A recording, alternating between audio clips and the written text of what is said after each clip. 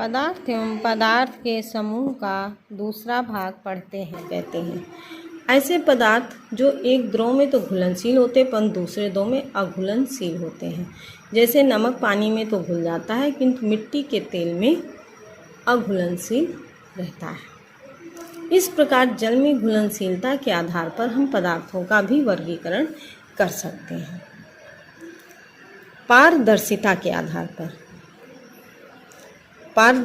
आधार पर प्रकाश में सभी वस्तुओं को देखने पर हम बता सकते हैं। वे पदार्थ जिनके आर पार देखा जा सकता है वे पारदर्शी कहलाते हैं और पदार्थ की यह गुण पारदर्शिता कहलाती, जैसे कांच, जल आदि। वे पदार्थ जिनके आर पार प्रकाश नहीं जा सकता है वे अपारदर्शी कहलाते हैं, जैसे लकड़ी, कागज आदि। वे पदार्थ जिनके द्वारा धुंधला या आंशिक रूप से देखा जा सकता है वे पारभासी कहलाते हैं, जैसे तेल लगा कागज, पेंट आदि।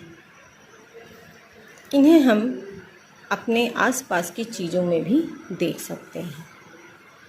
कठोरता के आधार पर कुछ ठोस पदार्थ जैसे लोहा, लकड़ी, कागज के टुकड़े, रुई, ऊन, रबड़, गेंद, स्पंज आदि, इन सब चीज़ों को यदि मेज पर रखिए और ध्यान से देखें और हाथ से इन्हें दबाएं तो कुछ पदार्थ होते हैं जो हाथ से दबाने पर दब जाते हैं, तो वो क्या होते हैं? मुलायम पदार्थ। और कुछ नहीं दबते हैं, उन्हें हम क्या कहते हैं? कठोर पदार्थ। ठीक है। चुंबक के सापेक्ष चुंबक जिन पदार्थों को चिपका लेता है वो चुंबकीय पदार्थ होते हैं और जिन्हें वह नहीं चिपकाता है वो अचुंबकीय पदार्थ कहलाते हैं। चुंबक लोहे से बनी वस्तुओं को अपनी ओर खींचता है और लकड़ी, चाक आदि को वह लकड़ी के बुरादे को नहीं खींच पाता है, तो वे अचुंबकीय पदार्थ होते हैं।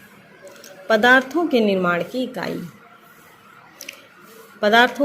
की इकाई यदि हम इसे ऐसे समझ सकते हैं, चाक का एक टुकड़ा लें, उसे तोड़ें, हर टुकड़े में कई गुण, और फिर उसे पीसें पाउडर के रूप, उसे और महीन कपड़े से छानें और कपड़े से छानने पर भी बहुत महीन कण हमें प्राप्त होते हैं और अनेक अत्यधिक छोटे कणों से मिलकर ये बने होते हैं।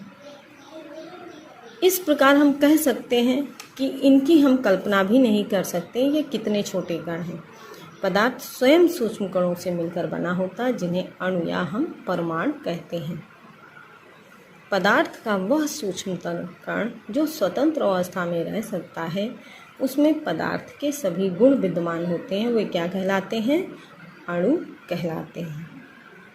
और किसी पदार्थ का वह सूक्ष्म कण जो स्वतंत्र अवस्था में नहीं रह सकता है परंतु रासायनिक क्रिया में भाग लेता है वह क्या कहलाता है? परमाणु कहलाता है।